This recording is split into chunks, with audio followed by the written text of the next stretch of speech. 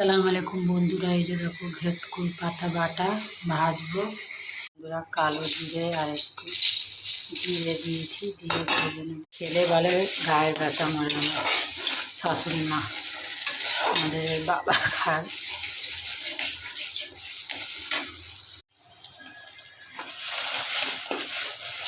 রসুন লঙ্কা দিয়ে সেদ্ধ করে বেটে নেওয়া হয়, তারপরে শুকনো লঙ্কা জিরে কালো জিরে দিয়ে দেওয়া হয়। দেখালাম তখন ভেটকুল ভাজা কালো জিরে দিয়ে পুরো আর সেদ্ধ করে রসুন লঙ্কা